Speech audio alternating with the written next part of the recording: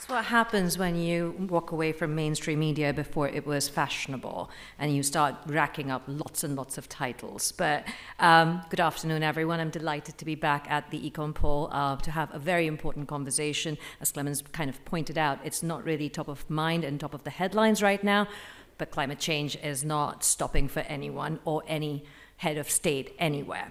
My name is Maithreyi Seetharaman. I am a journalist who spent far too many years asking very difficult questions about power, about money, and our responsibility to our citizens, wherever they may be on this planet, and for the planet itself. This part was short and sweet, no titles to add over there. We're kicking off our conversation this afternoon with a keynote that really speaks to the heart of Europe's future. How do we prepare for a climate that's changing around us? And it's not going to be doom and gloom, because that's not how we do it at EconPol. We're going to really talk about how do we act smarter, plan better, and dare I say, get competitive while we get resilient. Now, for the person who is leading the charge inside the European Commission on all of these matters, it's my pleasure to welcome Kurt Vandenberghe, Director General of DG Clima at the European Commission. He's got over 2 decades of leadership at the Commission, which is a very tough gig indeed, including as a key advisor to President von der Leyen. He brings deep expertise in both science and policy, and today he's going to share early insights from the EU's climate risk assessment, the upcoming 2026 European Climate Adaptation Plan, and why adaptation is not just about survival, I think, but it's really about sustaining Europe's quality of life, our economic edge, and of course, giving others that economic edge as well. So please join me in welcoming Kurt.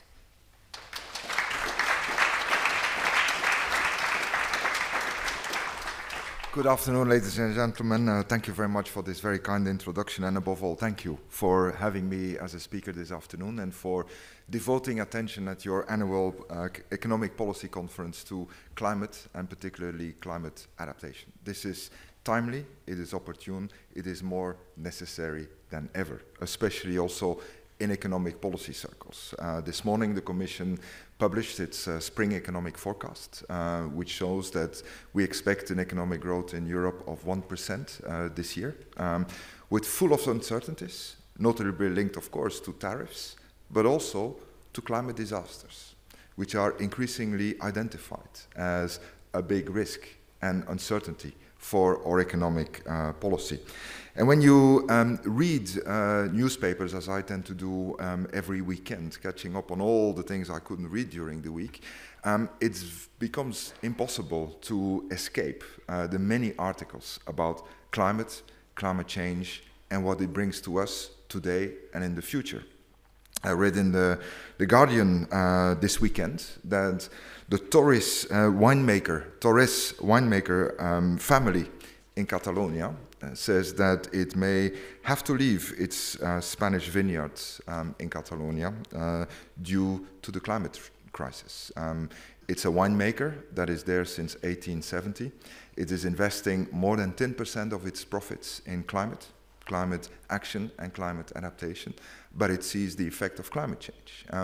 And you can go to the other part of the world where bananas are grown. And I read in Euronews over the weekend that banana farmers are battling daily with the effects of climate change. Droughts, floods, hurricanes, pests, all kinds of sicknesses. If we know that Latin America and the Caribbean represent 80% of exports of bananas in the world, and that by 2080, 60% of the region's banana growing areas could be lost. 400 million people in the world need bananas because it represents 1/5 of their daily calorie intake. These are just a few of the stories. I could go on. Climate change will lead to melting of glaciers, which is threatening drinking water of 2 billion people on this planet. And scientists predict that by 2030, water scarcity could displace up to 700 million people across the world. This is what is happening. So it seems today, looking at geopolitics and geoeconomics, that everything is changing. But there is one thing that is not changing, it's climate change. It continues unabated, and it's clear, obvious to everyone that the future is very uncertain because of everything that is happening politically. But there is a certainty that climate risks will be growing. So that means for Europe, as for other parts of the world, but especially for Europe, it really matters that we stay the course on the European Green Deal. We may paint it less in dark green and call it more clean than green. We will have to pay more attention to the economics of the Green Deal rather than only the ecological dimension. But it is a fact that for Europe it becomes existential to continue the Green Deal. Not so much or only for ecological reasons, maybe even more for economic and security reasons. Economic because we see a global race going on to net zero. Did you know that the quickest growth rates today in terms of renewables capacity is happening in the Gulf countries? They are investing massively in renewables because they know that it is the most cost-efficient investment empowering your economy and modernizing your economy for the future.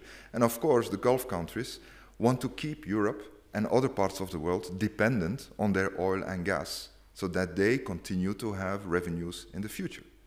We should not be victim of this. And that leads to the security dimension of climate action.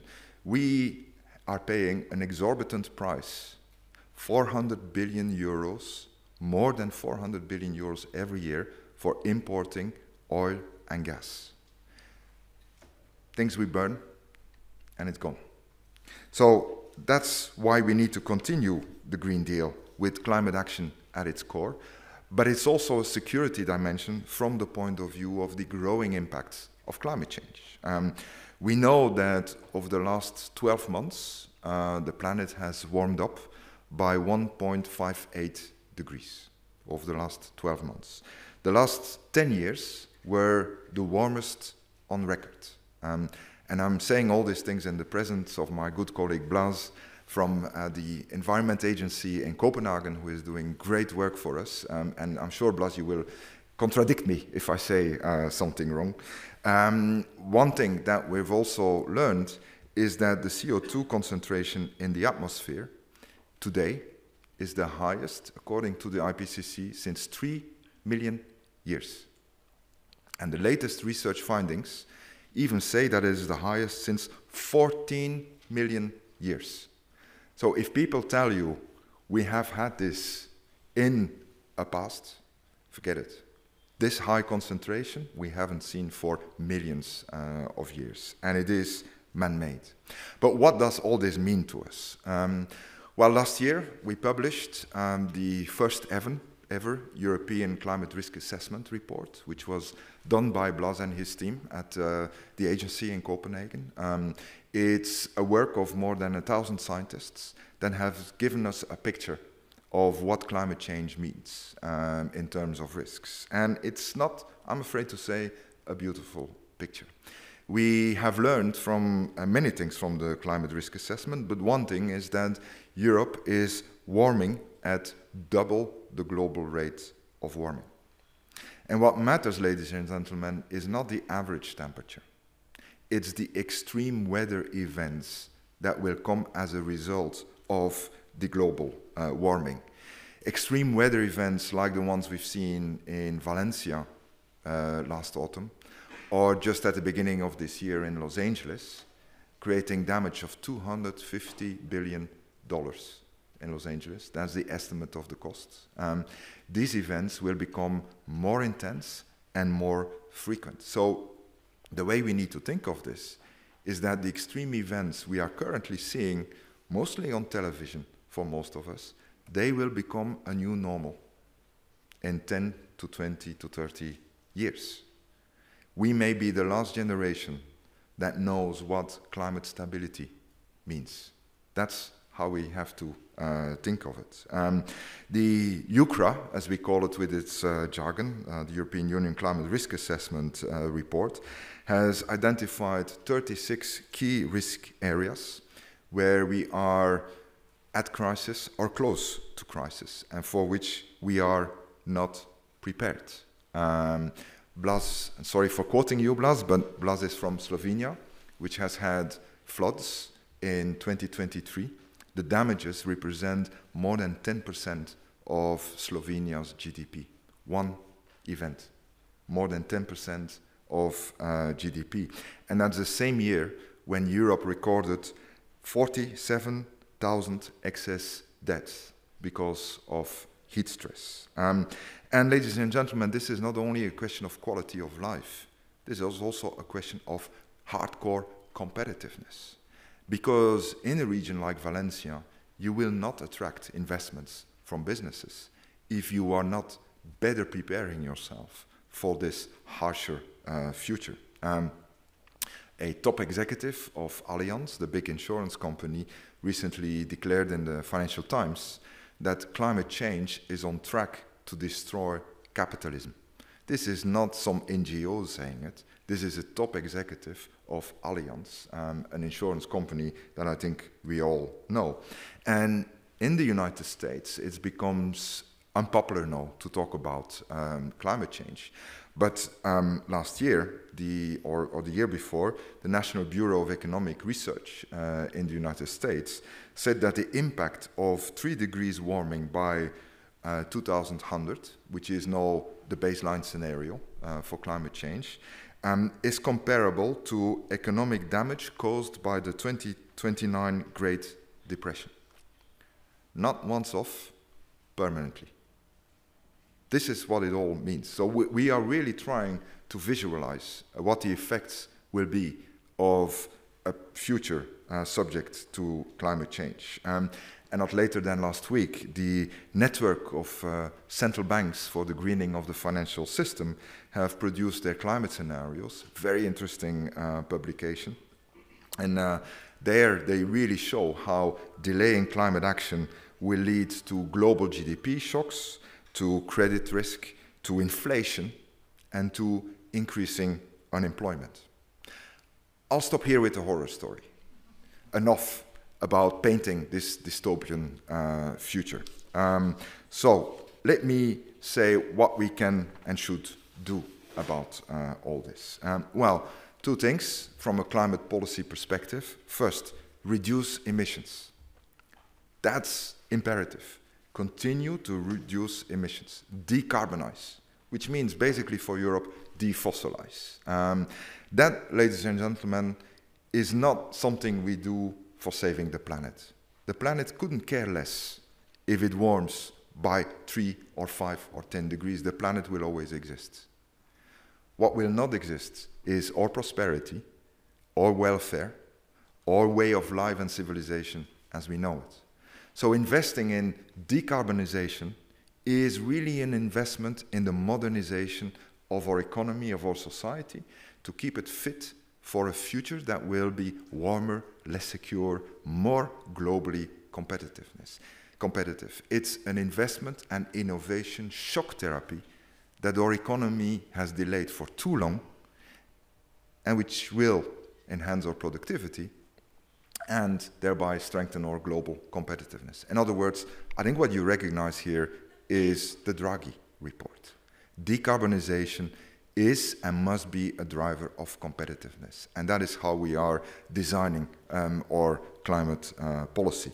But secondly, behind reducing emissions is, of course, improving preparedness and resilience. We increasingly talk about preparedness and resilience rather than adaptation, because adaptation sounds like something fatalistic. You adapt to a new situation. We rather prefer talking about preparedness and resilience. It's not about mitigation or adaptation. It's not about defossilization or resilience and preparedness. It's and. We need both. The days that we can say, let's focus only on mitigation because adaptation comes later, they're gone. We need both at the same time. So that is what we are currently gearing up for, and we are mainstreaming climate preparedness in all the strategic documents that the European Commission is preparing, the Competitiveness Compass of last January, the Preparedness Union, and many, many other strategic documents which show how to the core of our policy, climate resilience and preparedness is going. So the President has tasked Climate Commissioner Mr. Hoekstra to prepare by next year a European Climate Adaptation Plan. We will probably also change the title to reflect resilience and preparedness better. And I will briefly identify what kind of action areas we are looking at. First, risk governance.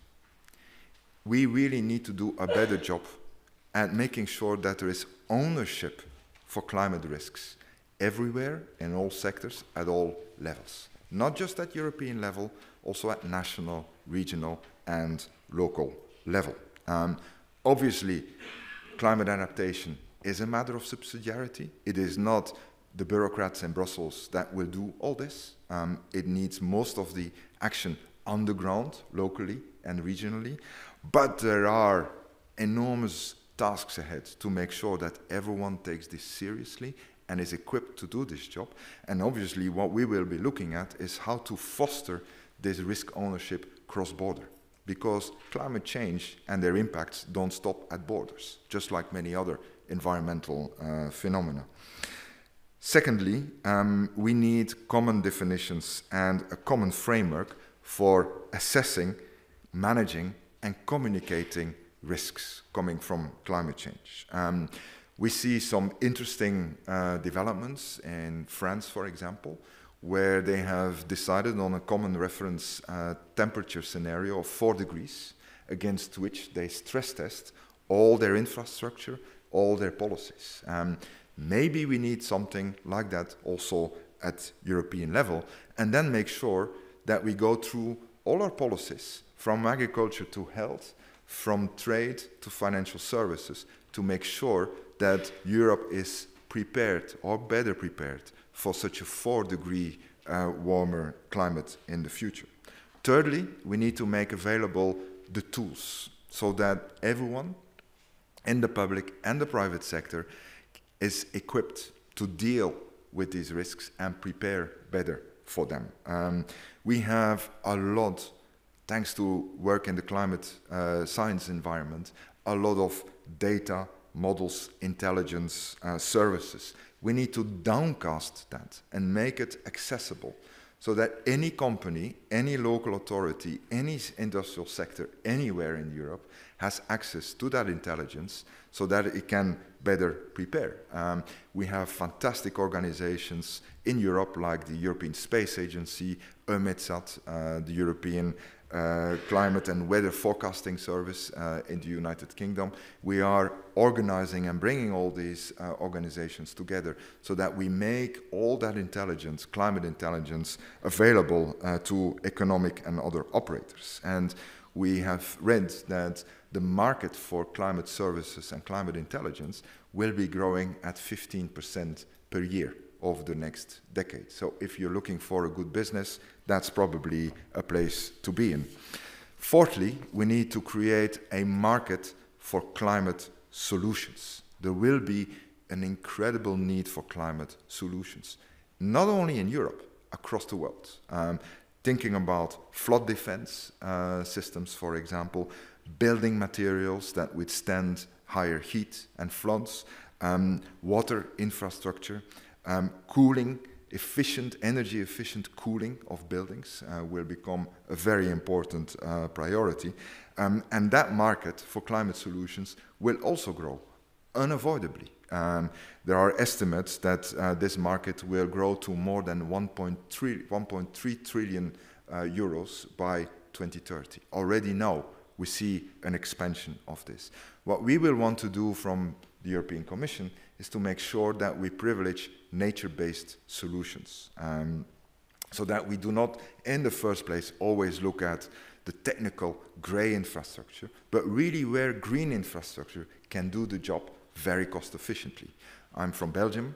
We have a big coast of 60 kilometers, which is nothing, but with the rising sea levels, we need to reinforce our dikes. Fortunately, after 2 years of intense work, the government has assessed that it will be more cost efficient to restore natural dunes rather than construct higher dikes. We know from a lot of literature that greening cities, bringing nature into the cities, is actually the most cost-efficient way to make sure that not only you cool cities and you protect it against heat, but you also increase the quality of life in cities, and you contribute to mental health. And we are working with a mission adaptation where we bring together 300 regions. They are meeting today in Poland, where we help regions to experiment with new solutions so that these, when successful, can be replicated and scaled up across Europe and across the world with the help of financial institutions like the European Investment Bank, for example. And that leads me to my last point of action, which is to mobilize, finance, and enable insurance. We are leading now a reflection group on climate resilience financing. We have the insurance sector there, which is increasingly worried that it will not be able to provide affordable insurance policies in the future. Did you know that the new area of catastrophe bonds is set to grow by 20% this year? That's an illustration of what is happening in the financial and the insurance sector. We will, of course, also mainstream that in public finance. This will have to become a big priority, among others, in terms of security of the next multi-annual financial framework, where we will really try to see how we can best leverage public finance and de-risk private sector investments. Obviously, there are a couple of challenges in doing this where economists could be of great help to the European Commission. One is how to make sure that we create a business case for those kinds of investments, which increasingly will no longer be a cost, but an investment in the future. Secondly, how do we distinguish between avoidable and unavoidable risks and losses, which will become very important from a public policy point of view to know where your solidarity instruments, which are by definition limited, should be directed to. And thirdly, how do we look at systemic risk? Because we're talking here about risks at planetary, economic, financial system, and corporate level. And the risks are experienced in a different way by all these actors. But how do we make sure that everything adds up so that we have a meaningful answer for the future? And there's, of course, also the international dimension. This becomes increasingly higher on the international agenda. We will be going to COP30 in Belém, in Brazil, later this year, where we hope there will be an agreement on a global goal on adaptation, where we will also define what are the indicators worldwide for when we talk about resilience, adaptation, and preparedness. And then what are the sources of finance to help especially the most vulnerable in the world. And as you know, Europe is today, and I hope will remain, the biggest donor and provider of climate finance. 1/3 of the climate finance comes from Europe, the European Union and its member states, and we were very instrumental also in creating the first ever global fund for responding to loss and damage, where we will help to finance the reconstruction, especially of vulnerable regions and countries that have been hit by climate disasters. Many will ask us, why does Europe have to play the good boy or girl? Why? What is in it for us that we have this international climate policy? Well, ladies and gentlemen, as we are warming at double the global rate, as climate change is a source of insecurity and instability, it is our insurance policy to make sure that the rest of the world is also contributing to reducing emissions and adapting to climate change. And that is my last point, and I'll end with this. Climate change is a threat multiplier and a source of instability. We all know that. It leads to loss of livelihoods and, of course, to displacement of people. Now, there are many who say that climate change will lead to mass international migration. This is often stated as a fact. we are not certain that it is a fact. Migration researchers call for caution in asserting such facts because the link they find is not so straightforward, and spreading migration myths is often also part of the right-wing playbook to scare and polarize societies.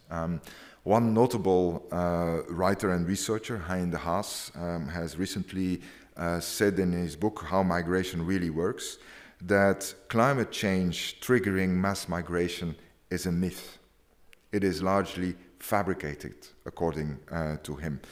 It plays a role, but it is not a single decisive factor in pushing people to migrate. But obviously, there is a link, as we also know, for example, from the United Nations refugees, the High Commissioner for Refugees.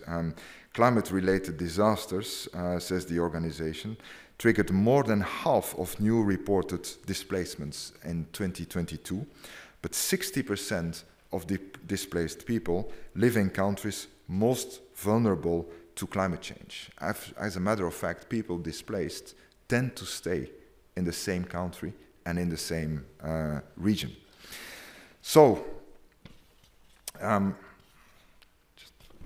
we will have to study all this as well, and that's why we are already talking with our colleagues at the Environment Agency in Copenhagen to do the next edition of the European Union Climate Risk Assessment, which will be published in a couple of years, where we will also look much more deeply into the external pressures on the EU from climate change, like migration, but also, for example, supply chain vulnerability, which we have to take into account increasingly. Ladies and gentlemen, to conclude, I hope that I've been able to convince you that investing in climate action, both mitigation and adaptation or resilience and preparedness, is no longer a luxury. It is no longer an option. It becomes really a necessity. It makes a lot of economic sense, and I do think it should appeal to all those who really privilege stability. Stability that is the foundation of economic growth and very often also of democracy. Thank you again for inviting me, and I wish you a very, very interesting afternoon. And thank you, Professor Fust, for devoting attention to this very important topic. Thank you.